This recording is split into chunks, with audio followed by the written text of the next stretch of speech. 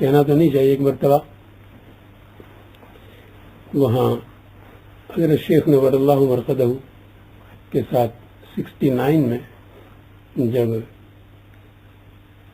رمضان ہم نے گزارا تو اس وقت اتنا مجمع نہیں ہوتا تھا.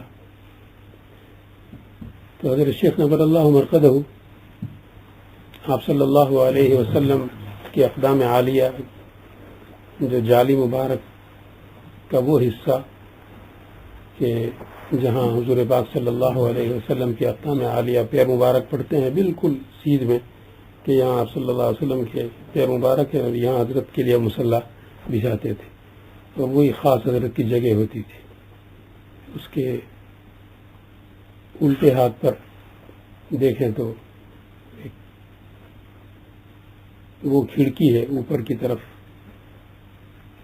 اصل میں باب جبریل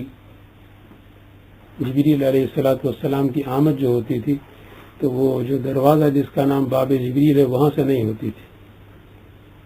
چونکہ اس کھڑکی کے متصل یہ دروازہ ہے اس لیے اس کا نام پڑ گیا باب جبریل.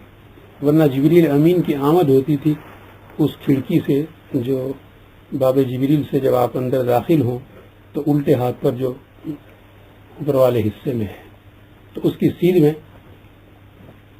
حضور پاک صلی اللہ علیہ وسلم کے اقدام عالیہ پیر مبارک پڑتے ہیں.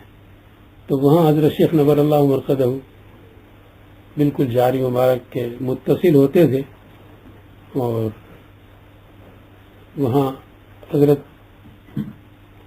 کی بیٹھک ہوتی تھی. آلٹی پارٹی میں 4 زانوں حضرت کی نشست ہوتی تھی معذوری کی وجہ سے. تو حضرت جب زاروں قطار گھنٹوں روتے رہتے تھے. ہمیں تعجب ہوتا تھا کہ یہ روزانہ اتنے گھنٹے رونے کے لیے اتنی قوت کہاں سے آتی ہوگی. ہمیں سے کوئی تو ذرا سے کوئی مسئلہ ہو جائے کوئی روئے تو تھوڑی دیر میں سر درد ہو جائے گا. جسم اور دماغ اس کو برداشت نہیں کر پائے گا.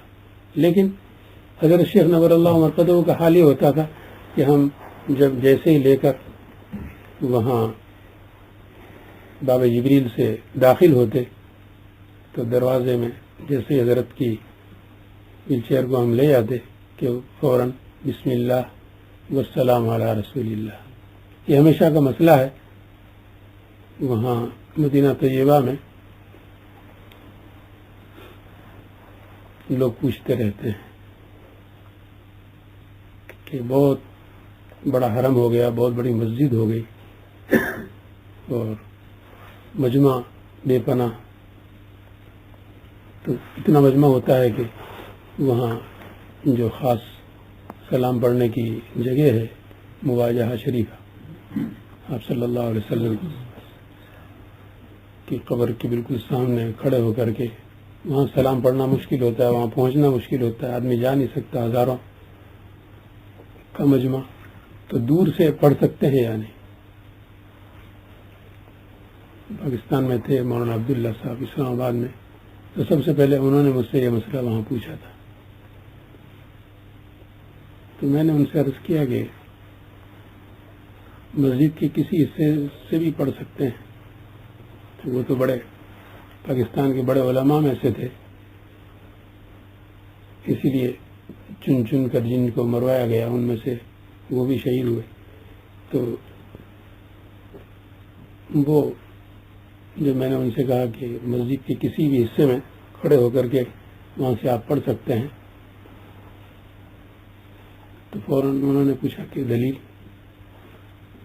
اس کی کیا دلیل ہے. تو میں نے یہی سنت ان کو سنائی. میں نے کہا کہ حضور پاک صلی اللہ علیہ وسلم کے لیے صحابہ کرام کو حکم تھا کہ ابھی وہ مسجد نبوی میں انہوں نے پیر نہیں رکھا, داخل نہیں ہوئے, تو ان کو وہیں سے باہر ہی سے حکم تھا کہ اندر پیر رکھنے سے پہلے تم آپ صلی اللہ علیہ وسلم کو سلام کرو, بسم اللہ والسلام علی رسول اللہ کہہ کر پھر تم مسجد میں دایاں قدم رکھو. تو میں نے کہا کہ بالکل دروازے سے بھی پڑھ سکتے ہیں, مسجد کے کسی حصے سے بھی پڑھ سکتے ہیں. تو ان کو اطمینان ہو گیا. بار بار گھڑی دیکھ رہا ہوں. میں نے سوچا کہ کم سے کم مولانا عبدالرحیم صاحب نے کل کہا کہ وہ کچھ بیان, میں نے کہا کہ ویسے بھی روزے میں اور تراویح سب سے تھکے اور ہوتے ہیں ساتھی, تو 10 منٹ 15 منٹ بیان کر دیں گے. تو یہ حضرت شیخ نور اللہ مرقدہ کی وہ خاص جگہ ہوتی تھی اقدام عالیہ, تو وہاں حضرت کے پیچھے ہم لوگ مغرب کی نماز پڑھتے تھے, تو وہیں افطار بھی کرتے تھے.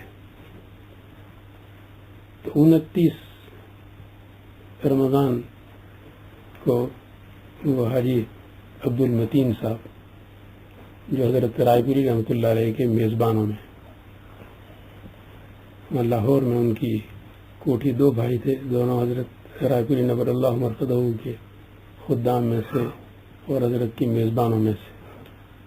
ان کے جو دوسرے بھائی جو مدینہ طیبہ میں آ کر مقیم ہوئے تھے, تو انہوں نے ایک مرتبہ حضرت شیخ نور اللہ مرقدہ سے آ کر عرض کیا کہ حضرت ہمارے گھر میں جب سے ہم یہاں گھر میں منتقل ہوئے ہیں تو سانپ نکلتے ہیں, اور بہت بڑے بڑے سانپ.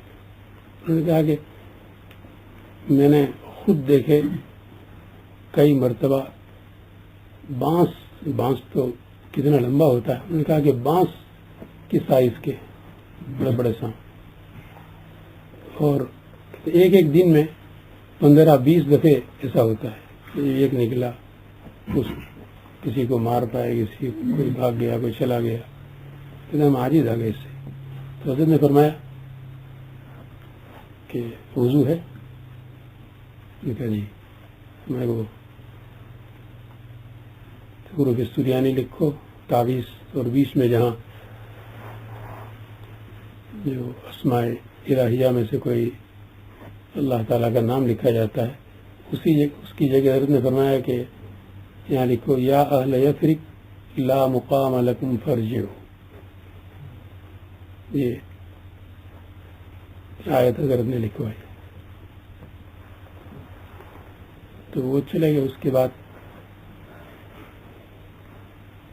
3-4 روز کے بعد انہوں نے کیا کہ حضرت وہ اس دن میں تعویذ لے گیا تھا, اور کبھی 3-4 دن ہوئے اب تک, تو اس کے بعد کوئی سانپ نکلا نہیں ہے.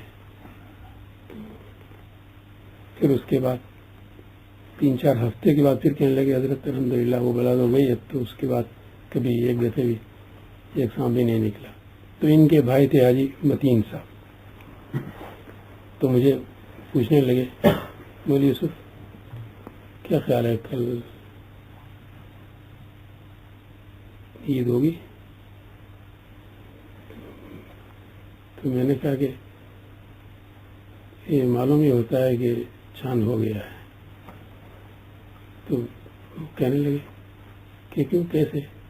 تو میں نے کہا کہ وہ کوئی چیز جیسے چلی گئی ہو. عید کے دن وہاں مدینہ طیبہ میں یعنی جیسے عید کی نماز پڑھی تو اس کے بعد ایک ڈر اور وحشت معلوم ہوتی ہے, جیسے کوئی ہمیں جنگل بیابان میں سب چھوڑ چھاڑ کر سب لوگ کہیں چلے گئے ہوں اکیلا چھوڑ کر کے, تو ایسا محسوس ہوتا ہے. وہ جو اللہ تعالیٰ شانوں کی طرف سے ملائکہ کا نزول, رحمتوں کا نزول, وہ خاص اس مہینے کے ساتھ مختص ہوتا ہے.